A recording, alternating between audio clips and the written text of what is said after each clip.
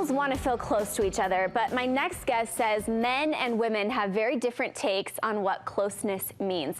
So today he's pointing out those differences to help us gain a new perspective and feel closer to the person we love most. Studio 5 relationship contributor Dr. Matt Townsend is here. Just the other day I got a chuckle out of a friend who posted on her Facebook page, "I feel more like a roommate with my husband than a partner." I hear that every day from clients. We're just not close anymore. So and it's a common complaint. Yeah, and you might even tell your spouse that I just don't feel close to you anymore, and they may not know what that means. Like, well, then let's hug. Come on over here. Let's hug. So close it's different, and it's different for everybody. So we can't even just go by gender, right? Men and women. But one of the things that's important is to understand that your view of closeness and his view of closeness may not match. So if we want to get close, we have to kind of bridge the gap and make up some understanding to fill the difference there, okay? So one of the things I want to do is go through 5 questions that are important to make sure we sort through, and then I'll talk about a little bit of the differences as we answer those questions. Okay. Make sense? Yep. So closeness, by the way, a lot of this comes from Deborah Tannen, who's one of my favorite researchers. She's a linguist that studies the differences between how people relate. She wrote a recent book that's called You're the Only One I Can Tell, and it's about women and their friendships and how they feel they can tell their girlfriends different things than they can their spouses, okay? First thing we gotta do, sit down with our partner, and we gotta basically answer the question, what does close mean to you? Because when I say we're not close, this is what I mean, and find out what he means. Generally, what you'll find is with women, closeness is about emotional closeness. They feel like they're emotionally sharing emotion. They feel like they're on the same page, the same wavelength emotionally. Is information included in that? Yeah, totally.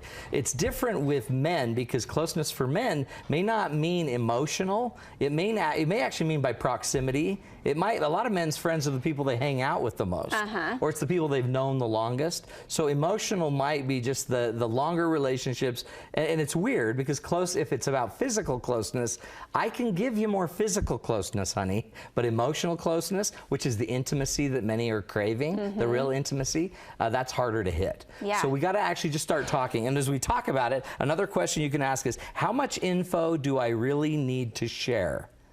And this is the difference. So women, they found in close female friendships, women are very into sharing a lot of detail, a lot of minutia, a lot of interesting little quirky facts that many times to a man, they don't seem like they're relevant. Like, why does any of this matter? Get to your point. Exactly. Like, what do you want in your Diet Coke? Exactly. How many limes? How much ice? What kind of ice? A lot of that is detail we may not feel is as important. So for a woman maybe to feel close, she wants a lot of information, and part of that is because she's exposing herself, and if her best friend can remember those details, then obviously she's important. So a lot of times when the man doesn't remember the detail, you may not feel like you're as close because he doesn't even know me. He doesn't know I like Pebble ice in my Diet Coke, not other ice, not other types of ice. So it's an important thing. Now, men are a little different because we don't necessarily want to give as much detail or as much data historically because, you know, it makes us kind of vulnerable. It makes us, you may know too much about me, then you're going to come back with me and then like hold that against me. So I may hold certain things back, which is why you don't feel close to men. So think about it. If we're approaching how much information we share, so one of the rules is guys just need to know when women are sharing a lot of data, pay attention, listen. Keep track, take notes. Take notes if she'll let you, but pay attention to it and then maybe go back and remember the data because when you can and you do, it actually shows closeness. Means more. It makes them feel so much better, right? Another one is how vulnerable we really want to be. Women are feeling closer to their best girlfriends when everyone's vulnerable. So when a woman cries and her best friend cries with her, 2 people have been vulnerable, that vulnerability makes us feel close. It's such an interesting thing. Vulnerability would be being willing to share things you might not tell anybody else. Share things that are your secrets. And if I can share them with you and you keep the secret, then we are close friends because close friends share things. With men, it's a little different. We don't necessarily think of a close friend as somebody we could share stuff with. We might, but it might be more a friend that doesn't make us share things. A friend that might know there's a problem. But if I just went into surgery and then he comes and visits me, I may not want him to talk about my surgery. So a good close friend would probably not make me say much. He'd help me save face by not having to talk about that weird surgery we just had. And so on the flip side of that, are you saying then that women Yes. don't make them talk? Understand that what they might want more isn't the vulnerable, but helping them not have to always be so vulnerable. You not always putting them on edge to have to be vulnerable. That makes a man feel safer and actually makes him feel closer. So you think it's at odds, but if he could understand what your need was, which was to be more vulnerable, and you could understand his, which wasn't, and we actually take care of each other that way, if I could be a little more vulnerable with my wife and she'd protect me a little bit more, then we might get somewhere in the relationship and feel closer. Another one is how soon you really need to know. So the question is, how soon do you really need to know information? A lot of women are in their friendships, if you have something that your best friend would love, you would call them immediately or text them immediately. You would get that information to them quickly. Yep. And because that closeness, that shows you're close. Because you're the first person I called. Right after I found that news, I let you know immediately. No secrets. With men, it's a little bit different. You might find out a month later. And we might let you know, when I get to you again. It might be more about efficiency. I'm going to tell you, but you got to let me get home.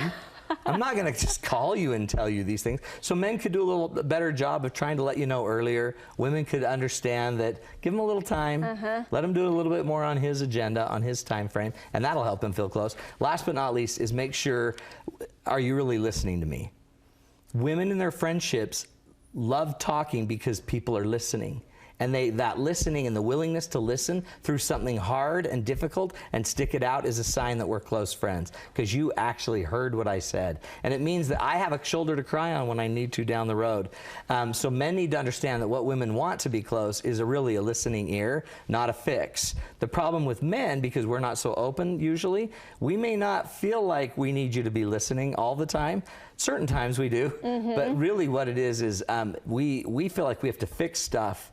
If you're telling us and you're being vulnerable, you obviously want my help, because men wouldn't necessarily go tell people their problems unless they needed help. So basic rule is closeness would be fostered by truly listening and showing, I'll listen.